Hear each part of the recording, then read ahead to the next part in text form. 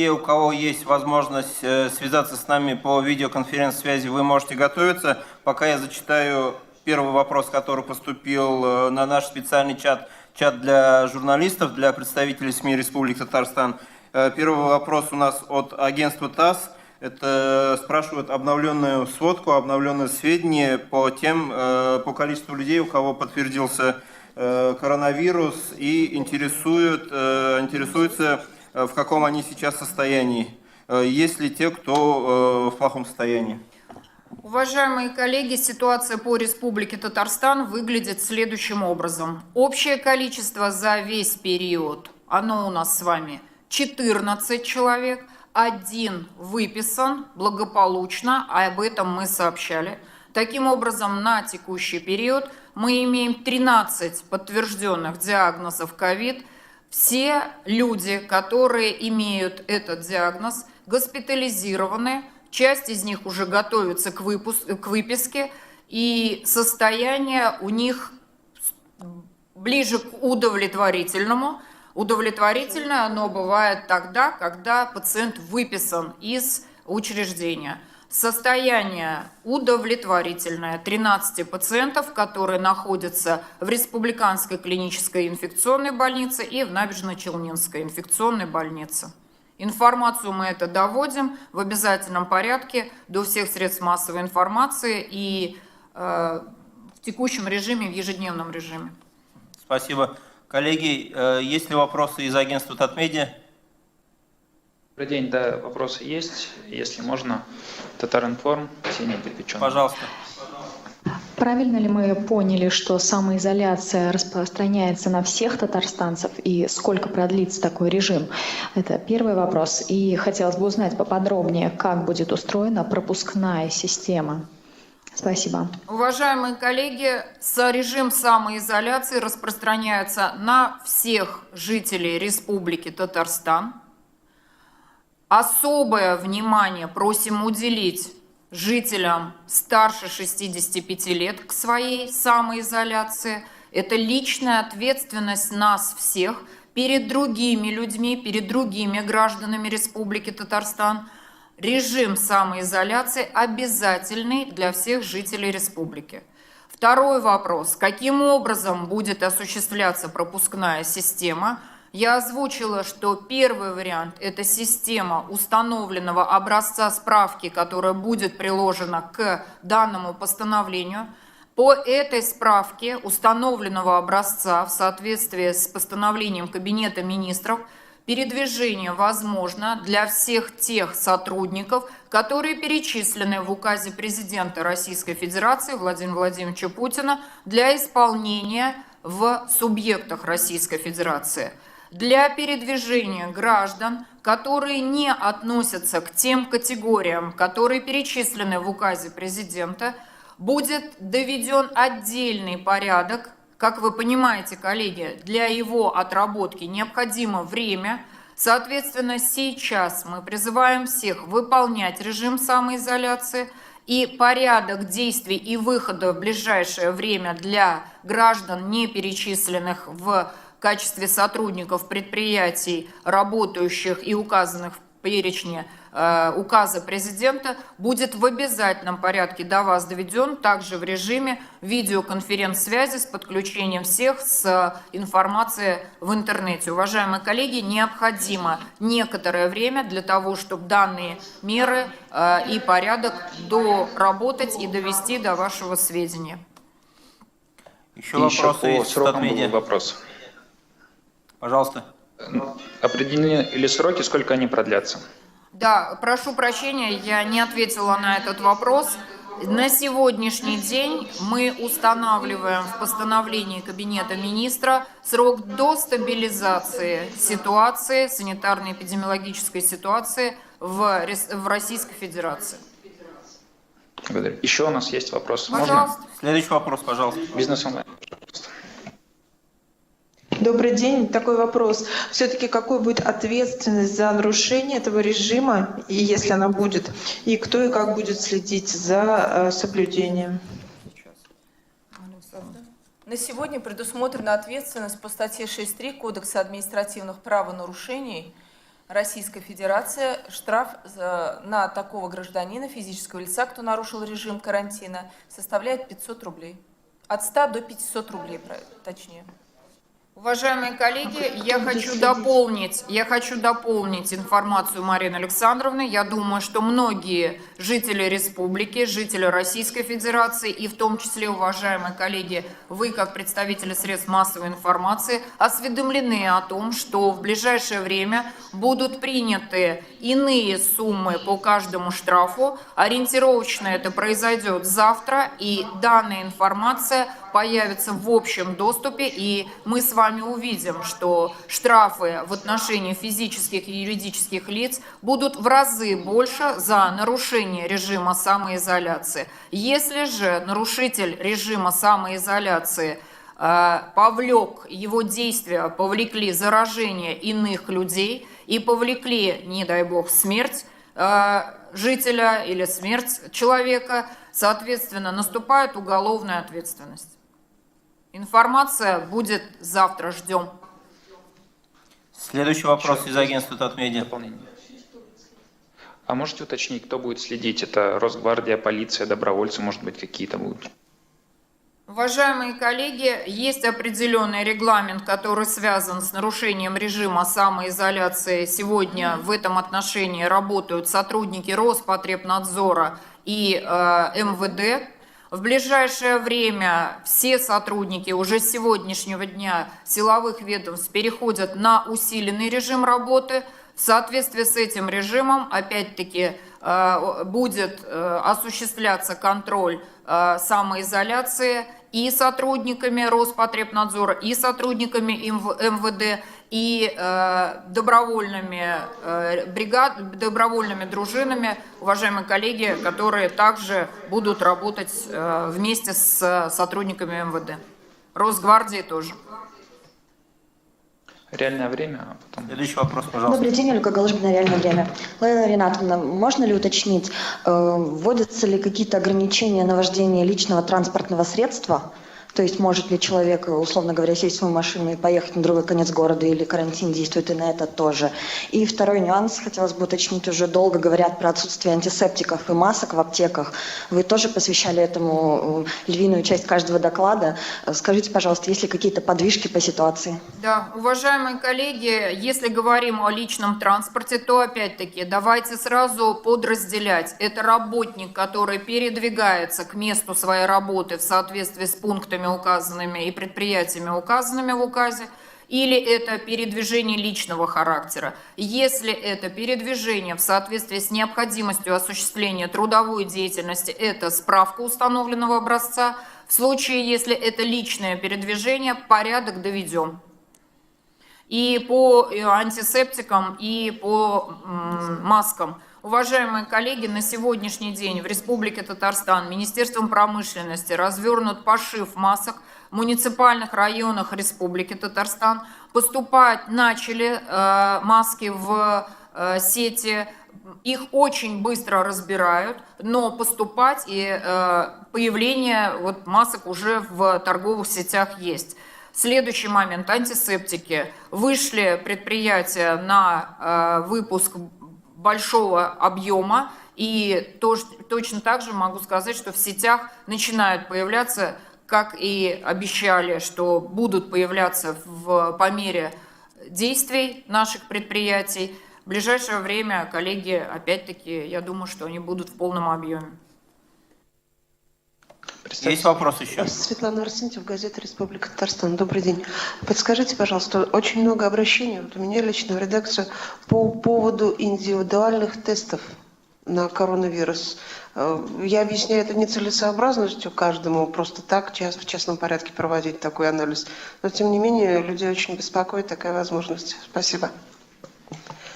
Вы знаете, в части целесообразности исследования, конечно, безусловно, панические страхи есть у граждан, у наших, да, и мы призываем, конечно же, врачей при появлении таких желающих проводить беседу с целью целесообразности. Еще раз повторю, что обследованию на коронавирусную инфекцию подлежат следующие граждане. Граждане, прибывшие из зарубежных стран, в течение 14 дней вот этого карантина, самоизоляции, которые они находятся дома. Их обследуют на 10-й день. Кроме этого, обследованию подлежат лица, у которых возникли симптомы острых респираторных вирусных инфекций, которые также прибыли из зарубежных стран. Обследованию подлежат лица, кто контактировал с этими лицами, и это тоже обязательное требование. Более того, мы обследуем на коронавирусную инфекцию всех лиц, жителей Республики Татарстан, у которых поставлен диагноз внебольничной пневмонии, так как пневмония является основным грозным симптомом коронавирусной инфекции. И, конечно же, добровольное обследование, оно может быть проведено. Учреждение здравоохранения не отказывает по месту жительства в проведении таких исследований. Но еще раз разъясняю, что вот, привлекать, склонять, наверное, каким-то образом надо убеждать граждан о том, что это исследование нецелесообразно. Безусловно, при возникновении симптомов острых респираторных вирусных инфекций это исследование проводится при обращении за медицинской помощью. Спасибо. Следующий вопрос ТНВ. есть? Да, еще есть. ТНВ, пожалуйста. Салават Мухаммадуллин, ТНВ. Лаира Ринатовна, понятно, что завтра будет регламент, как вы сказали, но вот сегодня можно ли сказать людям, чтобы они там не бежали в магазины и так далее? Можно ли будет ходить за продуктами элементарно и так далее? Как-то этот момент разъяснить. Уважаемые коллеги, режим самоизоляции, безусловно, требует некоторых не очень удобных для нас с вами ограничений. Я уже озвучила о том, что мы можем с вами с имеющейся сегодня системой доставки продуктов питания в республике обеспечить себя продуктами питания. В случае, если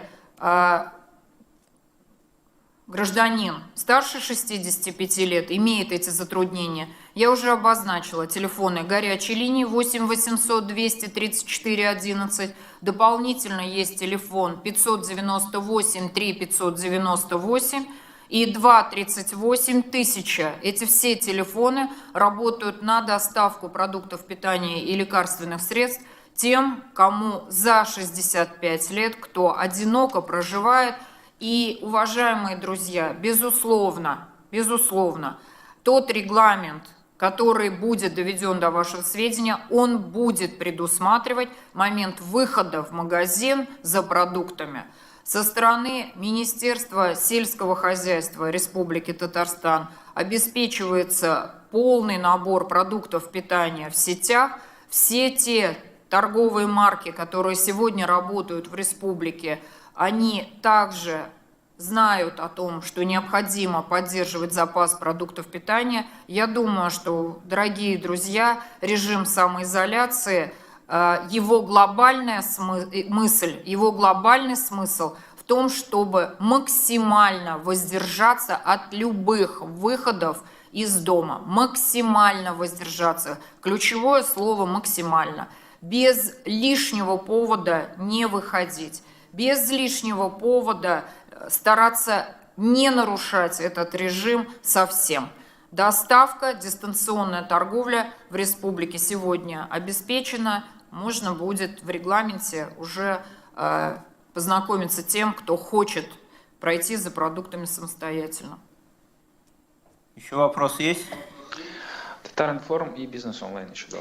Ленар Ринатович, вопрос вам. Что сейчас делать тем, кто застрял не в родном городе? Как, в общем-то, добраться, вернуться, если перевозки ограничиваются? Спасибо. Если кто-то по каким-то причинам выехал за пределы, скажем, там, Казани или своего места проживания, то, конечно, надо возвращаться, вернуться домой, и место изоляции временный предполагает нахождение быть дома. Но если у кого-то уж такая ситуация произошла, то мы говорим, что завтра, значит, весь транспорт, в том числе и межмуниципальный, будут работать, значит, в штатном режиме, рейсы все будут выполняться, а с 1 числа будут ограничения.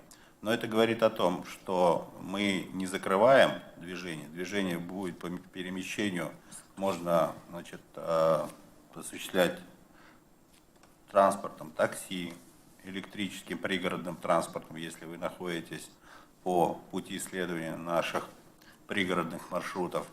Но по возможности, я еще раз говорю, это временная и необходимая мера. Нужно эти передвижения исключить. Поэтому желательно, чтобы люди вот в течение суток вернулись все и были дома. Что касается аэропорта, значит, то здесь тоже будут ограничения по полетам. Что касается железнодорожного транспорта, здесь тоже будут, я думаю, отмены некоторых, значит, направлений. Поэтому будьте готовы, что те, кто оказался еще за пределами республики, в общем-то, надо тоже, в общем-то, как-то подумать, как вернуться домой и пройти этот период. Спасибо.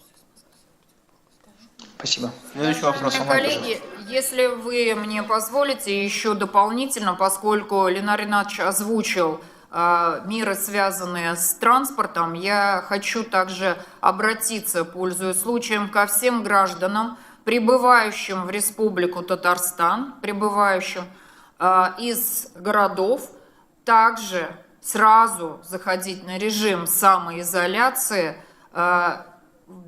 всем прибывшим, поскольку нам необходимо, прибыли к вам друзья, вдруг приехали и так далее, все заходят на режим самоизоляции. Следующий вопрос. Бизнес онлайн, пожалуйста. Да. Уточните, пожалуйста, каким образом вот оформление справок этих будет происходить? То есть руководитель организации будет брать бланк этой справки, ставить свою подпись, печать, вписывать фамилию и все. Или где-то нужно будет заверять эти справки? Уточните, пожалуйста. И это справки только для тех профессий, которые в указе президента, или для других тоже? Уважаемые друзья, формат справки также будет доведен, и регламент ее действия будет доведен. Необходимо некоторое время для завершения процедур, связанных с подобными мерами. Прошу немного потерпеть и дать возможность отработать полностью все необходимые регламентные моменты. Уважаемые коллеги, позвольте я задам вопросы, прошу потерпеть, позвольте я вам задам вопросы, которые поступили в наш чат, потом я еще к вам вернусь и ваши вопросы мы тоже услышим. Значит, следующий вопрос от реального времени. Обсуждается ли введение QR-кодов для граждан Казани по примеру Москвы или других каких-то технологических новшеств для контроля по самоизоляции? На данный момент использование QR-кода не обсуждается. Имеется возможность реализовать через иные средства регламентные. Уважаемые коллеги, еще раз прошу дать время на отработку регламентных моментов, которые будут доведены. QR-код не рассматривается. Комсомольская правда в Татарстане спрашивает, некоторые работодатели не отправляют подчиненных на выходные, то есть на самоизоляцию. Будут ли применяться к ним какие-то меры? Меры применяться будут. Просим всех тех, у кого есть подобные ситуации, сообщать в Гострудинспекцию для проведения внеплановой проверки и принятия мер. Так, газета «Сувар». Взлетели цены, в частности рынок «Корзинка» по улице Мусина на имбирь. 1 килограмм уже стоит 3000 рублей. По словам торговца, это якобы панацея от коронавируса. Это ценообразование как-нибудь контролируется, регулируется? Уважаемые коллеги, ценообразование в Республике Татарстан находится под контролем и министерств, ведомств, которые осуществляют которые работают с предприятиями, как торгующими промышленными товарами, так и товарами на продовольствие. Если мы говорим о конкретном магазине «Корзинка», в котором стоимость такого продукта, как имбирь, выросла, то я не думаю, что имбирь является самым лучшим противовирусным средством на сегодняшний день от такого заболевания, как ковид. Так, вот я вижу ряд вопросов, которые были уже озвучены. Насколько есть вопрос от Бизнес ФМ. Сколько тестов на коронавирус уже сделано в Республике Татарстан и сколько в среднем проводится ежедневно? Так, коллеги, по поводу тестов. Значит, в Республике Татарстан уже проведено около 10 тысяч исследований на коронавирусную инфекцию. Ежедневно это исследование Центром гигиены и эпидемиологии проводится ежедневно до 400 исследований. И на сегодня Министерством здравоохранения наращиваются объемы исследований лабораторных. И мы надеемся, что вот сейчас к 3 медицинским лабораториям подключено еще 5 будет медицинских лабораторий, и мы надеемся, что этот объем будет 1000 исследований в сутки. То есть мы выйдем где-то вот на 1500, на 1000 исследований в сутки в целом для всех необходимых категорий. Тест-системы у нас имеются, еженедельно поступает в количестве 10 тысяч тест-систем с Новосибирска, с института «Вектор», поэтому проблем здесь и перебоев нет. Спасибо. Так, ну, все-таки вот спрашивают, будут ли организовано массовое тестирование, если возможность такая, ну, тестов будет хватать, как будет вот это реализовываться? При расширении лабораторной базы, которая на сегодня Министерством здравоохранения ведется, то, безусловно, категории лиц, подлежащих, может быть, или желающих, они будут расширяться в соответствии вот с рекомендательными, не рекомендательными, а в соответствии с нормативами. Спасибо. Про регламент Лейла Ринатовна уже говорила, но все-таки, если человек запланировал осмотр в медицинском центре, консультацию у него, болит зуб элементарно, нужно ли получать в этом случае разрешение? Уважаемые коллеги, у нас с вами есть определенные правила, связанные с оказанием экстренной, неотложной медицинской помощи. Если мы говорим о регламенте, то данное положение также будет прописано. То есть на плановый осмотр, да? Так. Уважаемые коллеги в Республиканском агентстве Татмедиа, есть ли еще новые вопросы? Да, есть еще вопросы. Бизнес онлайн, потом реальное время. Как мы понимаем, вот этот режим самоизоляции будет больше, чем вот эта неделя, которая оплачиваемая должна быть для работников. Хотелось бы узнать, как вот работодатели должны оформлять вот эти выходные вынужденные дни, как оплачиваемые, как неоплачиваемые. Вот какие им рекомендации будете давать? Уважаемые коллеги, на сегодняшний день постановление Кабинета министров у нас с вами датируется датами 30 марта и до стабилизации. Соответственно, на сегодняшний день существуют документы, которые связаны с 1 неделей. Если будет необходимость и продление данного режима, то, соответственно, и документы, регламентирующие эти вопросы, будут приняты. Еще вопрос есть? Реальное время, пожалуйста. Добрый день. Еще раз к нам в редакцию уже начали поступать вопросы. Позвольте озвучу самые часто встречающиеся. Больше всех, кажется, переживают дачники. Те, кто или уже успел выехать в свои загородные дома, или, по всей видимости, планируют выехать и проживать некоторое время на дачах. Будут ли к таким людям применяться какие-либо меры? Считается ли нахождение в загородных домах нарушением? Будут ли выписаны штрафы? Первое, что необходимо сказать.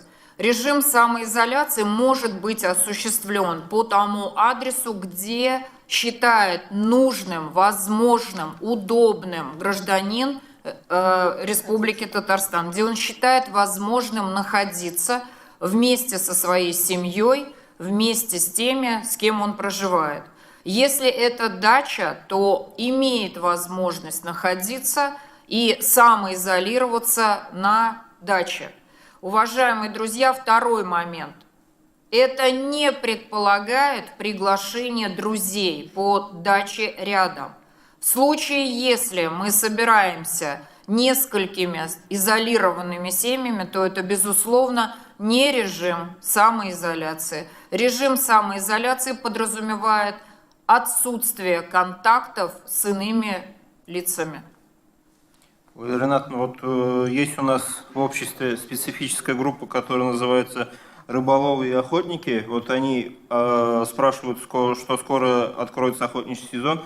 Самоизоляция, если они в одиночку будут охотиться, в одиночку будут заниматься ловлей рыбы, это у них самоизоляция, или сезон не открывается, и рыбакам тоже не рекомендуется выходить на рыбную ловлю? Ну, наверное, Лейле Ринатовне как-то неудобно отвечать на этот вопрос, поэтому попробую ответить я. Вообще, пока постановление об открытии охоты не принято, да, но оно, надеюсь, будет принято, значит, я обладаю информацией, что это будет либо 18, либо 11 апреля. Если будет такое принято решение, конечно, в одиночку охотиться можно, большими компаниями нет. Ну, то же самое касается и рыбалки. Так, еще вопросы от медиа есть? Да, есть. Ксения, пожалуйста. Остановит ли городской транспорт полностью на это время? Я хочу еще раз повторить, никакой остановки городского транспорта не будет. Будут лишь, возможно, более удлиненные интервалы в движении, ну и в каких-то случаях часть, наверное, маршрутов будут немножко секвестированы, сокращены. То есть транспорт как работал, все виды транспорта, так и будет работать. Городской. Межмуниципальный на этот период будет пока закрыт.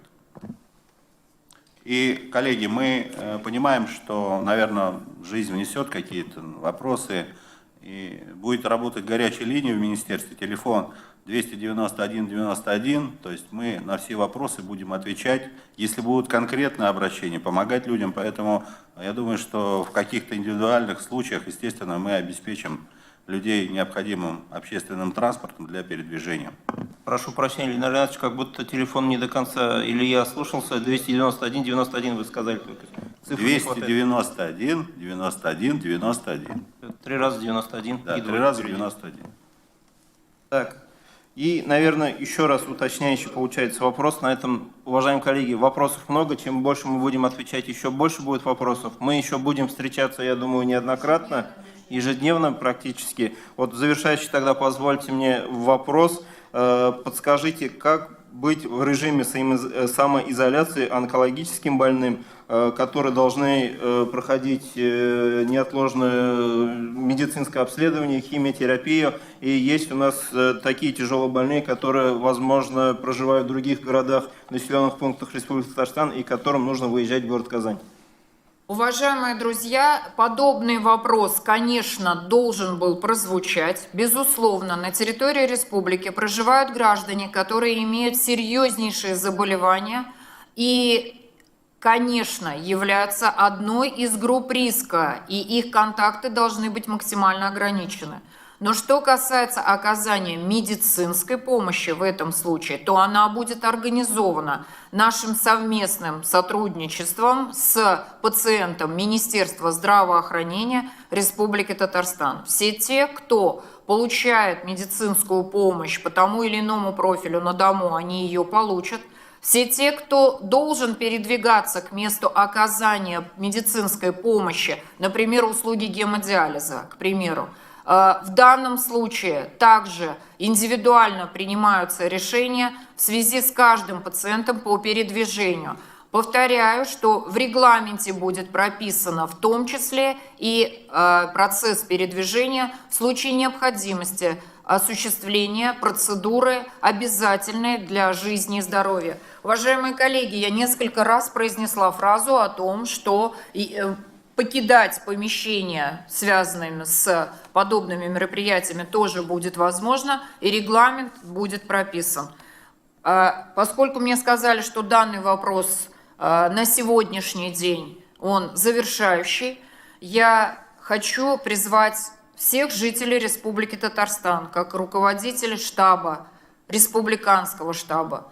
Уважаемые друзья, мы делаем все для того, чтобы коронавирус был в Республике Татарстан как можно меньше и недолго.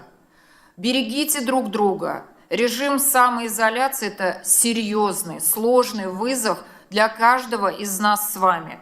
Мы привыкли, что можно свободно передвигаться. Мы привыкли к большому формату общения, к широкому кругу друзей, к общению. Это замечательно. Коммуникации движут сегодня миром. Но сейчас наступил для нашей страны, для нашей республики важный, серьезный, ответственный момент, который проверит нас всех с вами на твердость духа, силу характера, возможность поддержки друг друга. Мы не живем никто отдельно, рядом с нами могут проживать одинокие граждане. Мы можем помочь друг другу, мы можем соблюсти режим самоизоляции в ближайшую неделю. В случае необходимости мы можем с вами точно работать и в режиме второй недели, потому что это необходимо для каждого из нас с вами. Это необходимо для наших матерей, отцов, это необходимо для наших родственников, бабушек, дедушек. Это необходимо для наших с вами детей. Это необходимо для всех нас, для нашей республики.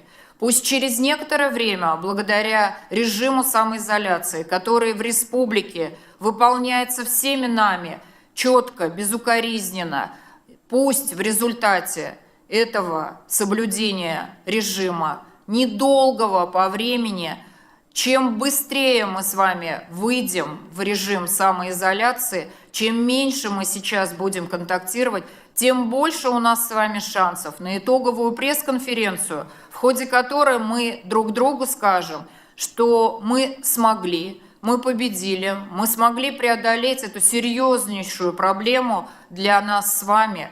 И я еще раз хочу вас заверить, что система Роспотребнадзора республики, система здравоохранения, система органов муниципальной власти в республике, руководители министерств, ведомств, которые задействованы в этой работе и в работе штаба, они работают в постоянном режиме. Это непростая работа. Это личная ответственность нас с вами, граждан Республики Татарстан. Это наша забота о близких. Я еще раз, как руководитель штаба, призываю вас к режиму самоизоляции в полном объеме. И, конечно, мы встретимся и проговорим о том, что мы преодолели эту сложную ситуацию. Я искренне хочу, чтобы это случилось как можно быстрее. Наверное, это лирическое отступление в завершении пресс-конференции. Я благодарю средства массовой информации за активное участие в разъяснении вопросов, за активное содействие работе Республиканского штаба по противодействию коронавирусной инфекции. И еще раз хочу заверить всех, что сегодня только от нас с вами зависит, как будет развиваться ситуация с коронавирусом в Республике Татарстан. Я призываю всех к режиму самоизоляции. Я призываю всех к мерам, которые мы можем выполнить абсолютно просто. Мыть руки, соблюдать режим гигиены, беречь своих близких и заботиться друг о друге. Благодарю всех. Уважаемые коллеги, продолжают поступать вопросы. Я прошу прощения. Мы можем долго, я постараюсь эти вопросы передать Владимиру Ринатовне. Был озвучен очень большой объем информации. Я призываю всех, эту информацию еще нужно донести до ваших читателей, до ваших зрителей. Я предлагаю на этом наш брифинг сегодняшний завершить. До скорых наших встреч. Следите за нашими анонсами. Берегите себя и близких. Спасибо всем за участие.